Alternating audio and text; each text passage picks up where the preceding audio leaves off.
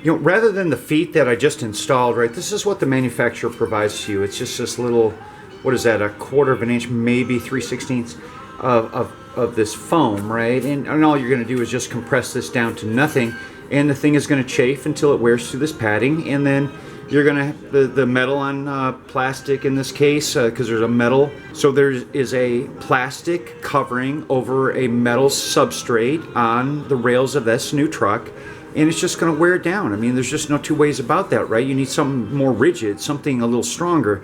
That's why I put those feet on that new box. All right, so I got the pad feet installed on the new box. I'm really pleased with the way that works. I got those out of at the home center, like feet that you would put on the bottom of a piece of furniture, a chair, or something like that. They seem to be working really good. Best solution I've come up with so far to sort of stop chafing on the top of the bed or the rails where the toolbox sits. And then I really love these. I'm not going to say that I love the box in general. It's basically exactly the same thing, and it has all of a sort of a questionable build on it, right? It's not like crazy good, but it's not like total crap either. You know, I spent $400 on this thing, right? And maybe a little less on the one that I had. The other one's 15 years old. It has hail damage on it. The seal, it really has never worked properly at all. Not so much water, but everything inside of it gets road grime on it, and I really hate that. So that's where that's at. Now let's talk about these things that are really unique to me and sort of my needs, right? So in the Chevy, because the box on the big Chevy, once the box went in, that covered up any kind of tie down that I had over here in the front. So I installed these things all over the place. This, and then 2 more in the other corner. And then this is really just to lock bikes. And that's what these things are. So what I do is I have a mountain bike and I have a road bike. And I remove the front wheel and then I lock this in. This is for a through hub on a mountain bike, another mountain bike that I have. So it takes a completely different type of tie down. And then this is primarily for my wife's bike. And so I can do, a couple of them at the same time. It's by far the best way to transport a bike. You don't have them rolling around. They stay absolutely stable. And, they all have quick release hubs on them, so I can get to them really, really easily. So now I'm going to remove these, line up the holes, and do a whole lot of measuring in order to get those installed. But I am not going to reinstall these. I don't need them because of this very, very clever and well done tie down right here. I just don't need to make the change. I can capture this with a rope or whatever I have, because the box comes to right about here, right? So I can get to it, no problem. You do cover up this guy right in the corners, and I dare say that if I really, really, really tried, I could get to those if I got down and climbed underneath and got to them. But I really don't think it's going to be an issue. I just love these things right here, right? These things are just awesome and just so well thought out, right? Just love that part. Very, very good. All right, so I'm going to pull these other things off and start doing some measuring to get them installed. So the locking system on the old box is a complete joke. Really, as is in the new box too, right? I mean, you give a guy 5 minutes and he's going to get into this thing. It's really just there to slow him down a little bit and maybe make some noise, and somebody will take notice to that. But this one is in particularly a piece of junk, and has on any number of occasions jammed up on me. I couldn't get it open. The key wouldn't turn. You name it, with a lock, and the thing just quits, right? And it has this it has the exact same thing on the other side. I won't even bother to show it to you, right? Sometimes that one opens it, sometimes it doesn't.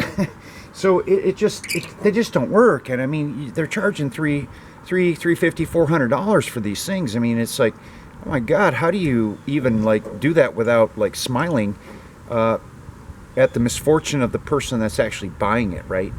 So complete junk. I wouldn't buy that. I hope the locks on the new box are somewhat better, and I don't have some of those problems. They seem a little bit higher quality, but I haven't used the thing yet, so that remains to be seen.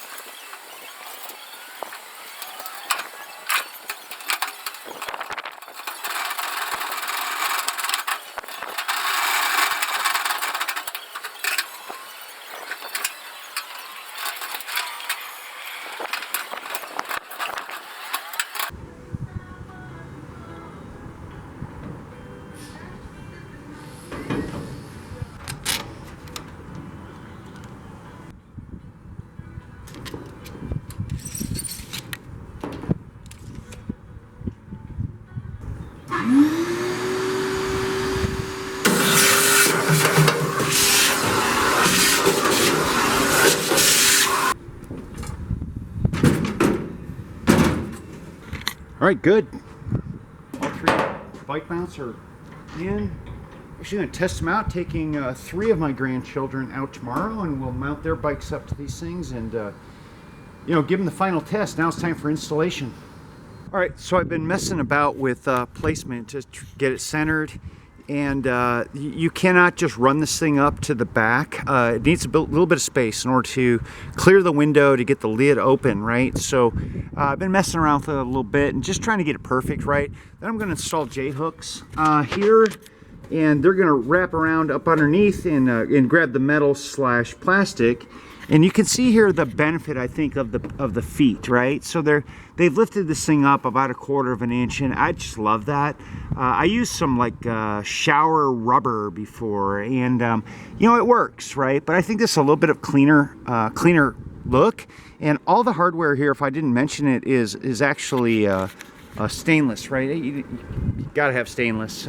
With the exception of the J-hooks, I think they're coated, right? I don't know with what, and they're getting a little old. I don't know that I'm going to sweat that too much, but I think it looks, you know, like everything's going to come together. But the stainless is awesome. So that's what I'm going to tie this thing down with to the rails, and I think that'll preserve this plastic that's on these rails right here, right, with minimal damage. You can see it just, you know, left a little bit of a dirt spot from where I'd install these on the old box, but the old box is out.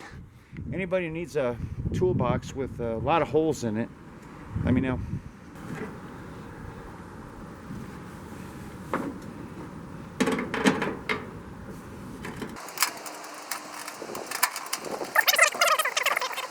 All right, tighten them up and then load this box up. This is actually brand new stuff. I just need to trim it down a little bit.